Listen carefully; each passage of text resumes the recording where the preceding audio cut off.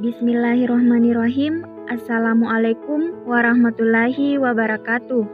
Perkenalkan, nama saya Nur Ulil Asmi dengan NIM B1A119285. Saya selaku koordinator dari kelompok 4. Terlebih dahulu saya akan memperkenalkan anggota kelompok saya. Perkenalkan, nama saya Nur Sasmita Rahmi dari kelompok 4 dengan NIM B1A119284. Perkenalkan, nama saya Waudeniarti, NIM B1A1192282 dari kelompok 4. Nama saya Sunana Patri dari kelompok 4, NIM B1A1192281. Perkenalkan, nama saya Elviani Sibai dari kelompok 4, NIM B1A1192283.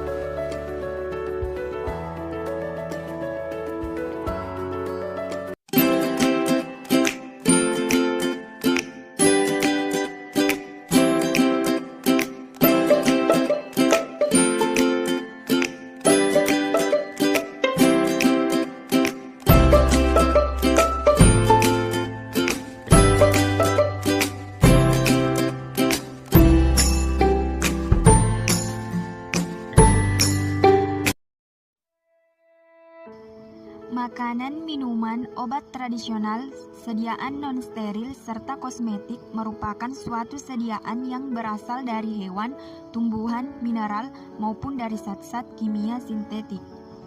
Pada umumnya, sediaan-sediaan tersebut diproduksi oleh industri secara besar-besaran dan biasanya memakan waktu yang cukup lama dalam produksi, penyimpanan, distribusi, dan akhirnya sampai ke tangan konsumen. Jadi kemungkinan dapat terjadi pertumbuhan mikroba di dalamnya. Analisis makanan dan minuman.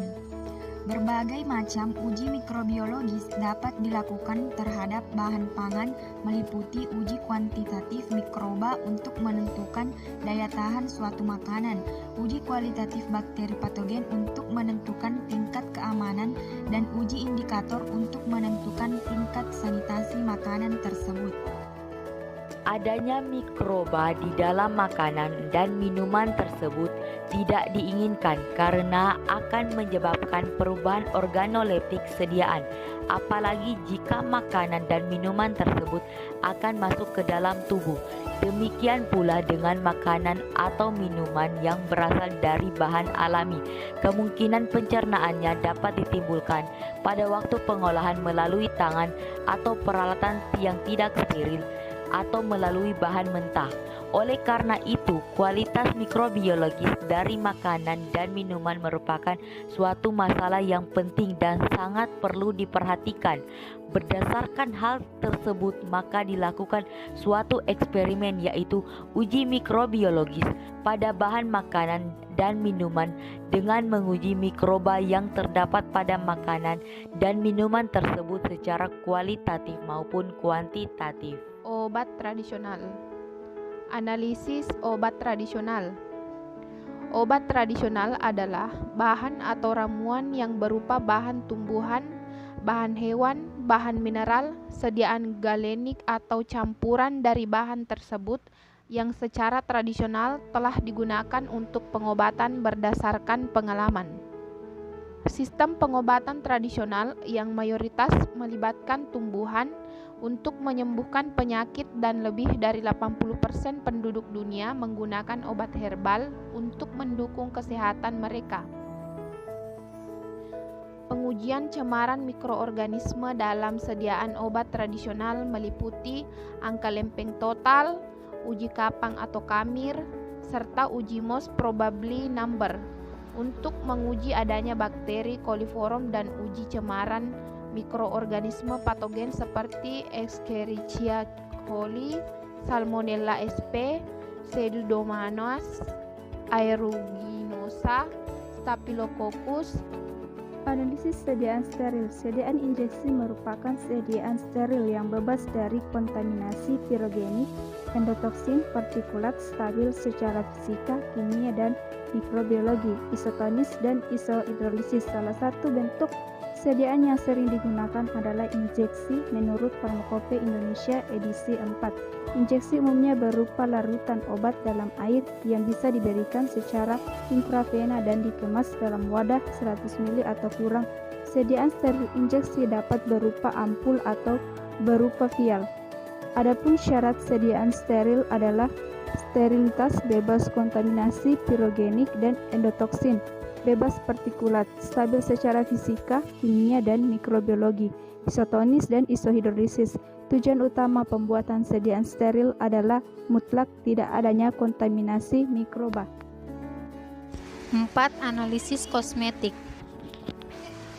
Kosmetik yang baik atau berkualitas merupakan kosmetik yang bebas dari keberadaan mikroba yang dapat merusak sediaan dan dapat menimbulkan infeksi.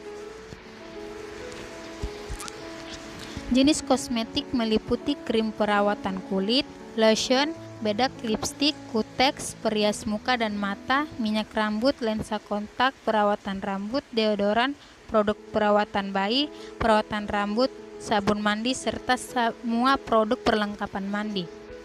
Para periset di Rowan University, New Jersey yang menguji sampel kosmetik di berbagai counter department store menemukan lebih dari 2/3 kosmetik yang disediakan untuk uji ternyata terkontaminasi oleh kuman Staphylococcus aureus. Morse dan Sheehan telah melaporkan adanya infeksi di rumah sakit. Hal inilah yang mendasari dilakukannya penelitian untuk menghitung jumlah koloni angka lempeng total atau ALT untuk memberikan informasi kepada konsumen apakah memenuhi syarat sesuai dengan MA 85. Metode uji MPN yang pertama-tama disiapkan alat dan bahan yang akan digunakan, dilakukan pengenceran secara aseptis, diambil 1 mili sampel dari tingkat pengenceran 10-1, 10-2, dan 10-3. Kemudian masing-masing dimasukkan ke dalam 3 seri tabung reaksi yang berisi 9 mili, medium LB, dan tabung Durham. Lalu tiap tabung reaksi ditutup dengan sumbat kapas dan masing-masing seri tabung dibungkus dengan kertas pembungkus. Kemudian yang ketiga yaitu diikat dengan karet, kemudian diinkubasi pada inkubator pada suhu 37 derajat Celcius selama 1 kali 24 jam. Pengujian metode angka lempeng total dengan metode tuang.